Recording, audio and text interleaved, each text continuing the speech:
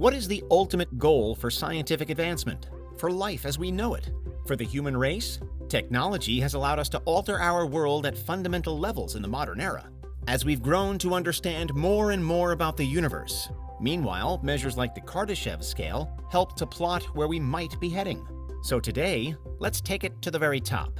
This is Unveiled, and today we're answering the extraordinary question, what if humans became gods?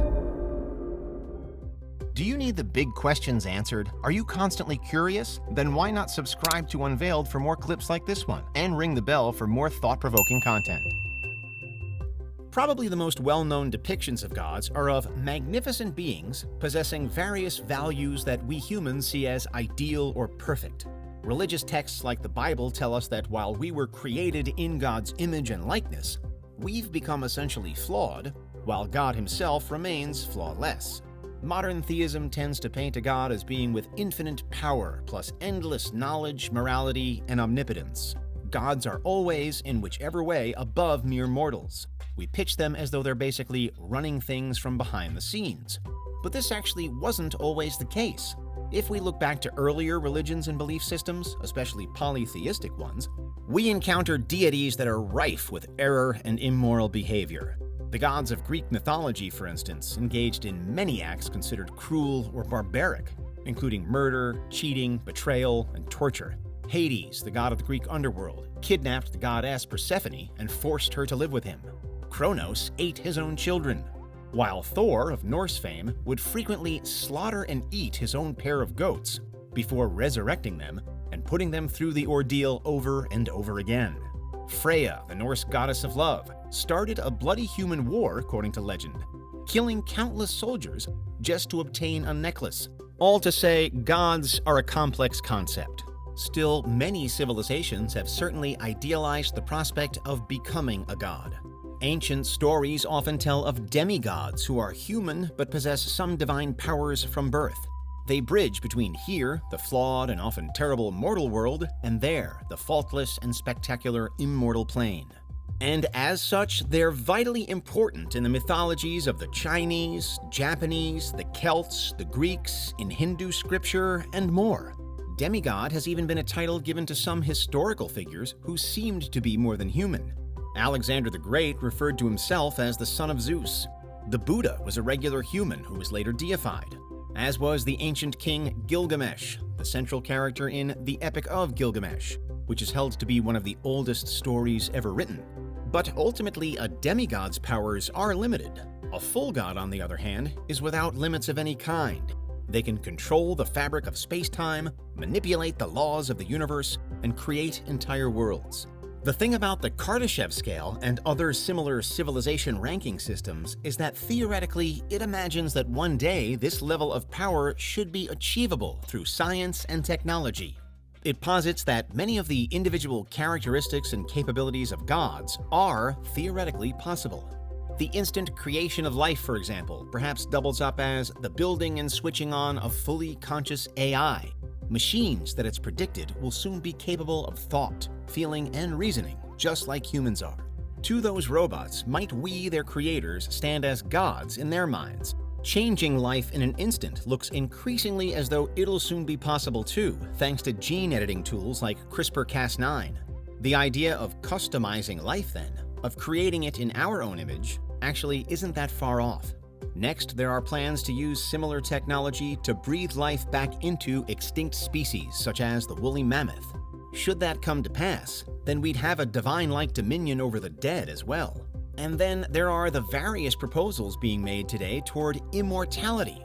And if that can ever be achieved, then we'd have truly mastered arguably the single greatest difference between us and our gods, the ability to never die. Much of what we're talking about here falls under the umbrella term for a potential future world, transhumanism.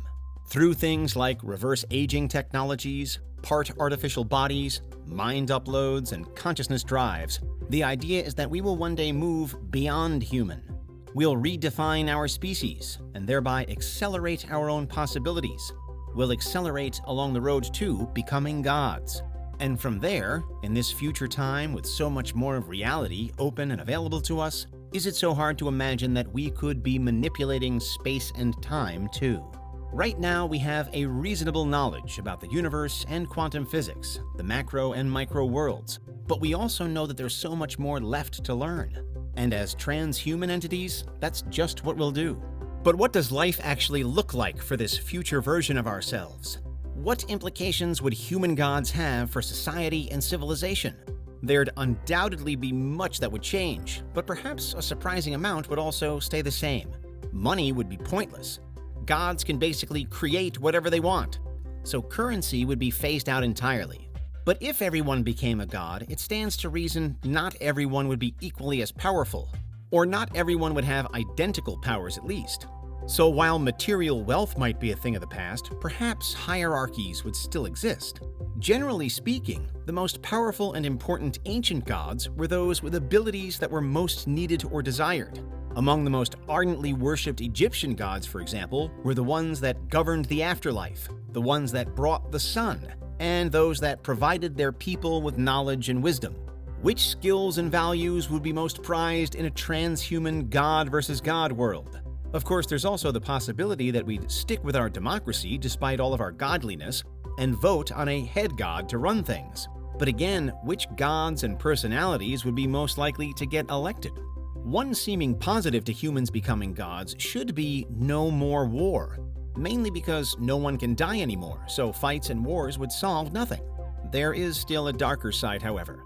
Polytheistic gods of history typically solved disagreements by placing wagers, often involving some kind of human scenario or even sacrifice. While the gods didn't always retaliate against one another, they did vent frustrations via human beings. The Greek gods would often punish the mortals for things other deities did, while the Christian God brings immense suffering upon the human Job simply to settle a disagreement with Satan. Were we to become gods then, we might similarly look to lower life forms in a bid to settle a disagreement or prove a point. That instant creation of life from earlier could double up as an endless supply of playthings to manipulate. Sentient robots forced into dire situations as a direct result of our godliness. In the famous story of the Iliad, the Greek gods chose sides and intervene in the central war to sway things. Athena designs the famous Trojan horse for the Greeks, and Poseidon and Apollo actively kill Greeks on the battlefield to support Troy. So again, while direct conflicts might be a thing of the past, our involvement in war and bloodshed, unfortunately, may not totally disappear. In fact, a pessimistic telling of this hypothetical scenario sees more than just the odd battle played out under human god hands. As is evident from how humans can act on Earth as just regular beings, kindness is often lacking or completely absent, while meanness and evil can come to the fore. As such, creaking beneath the might of so many new gods, all born out of humankind, the whole universe could suffer. Again, there's precedent in just our own beliefs about gods. The biblical God ordered Abraham to kill his own son. Eshu of Yoruba mythology took pleasure in violence, and Greece's Ares manifested war itself. The general concept that gods aren't completely good and can act malevolently is called dystheism, with the Norse trickster god Loki being perhaps the best example of all. But if any human flaws were to carry over as well, then there'd likely be immense acts of evil played out, and quickly. Drunk with power, human gods could be the end of civilization rather than the pinnacle of it. What's your verdict?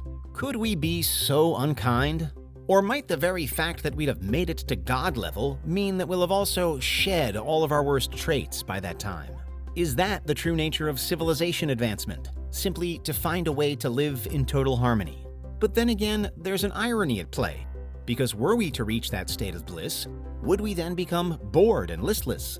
The renowned historian Yuval Noah Harari, for one, argues that humanity achieving a godlike status through technology would lead to a demotivated species with no reason to live.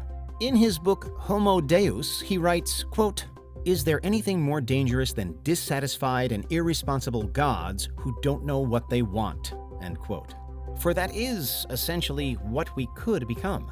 Unlimited knowledge, yes. Unlimited power, sure. But absolute happiness and satisfaction? It's perhaps impossible to know until we get there. But that's what would happen if humans became gods.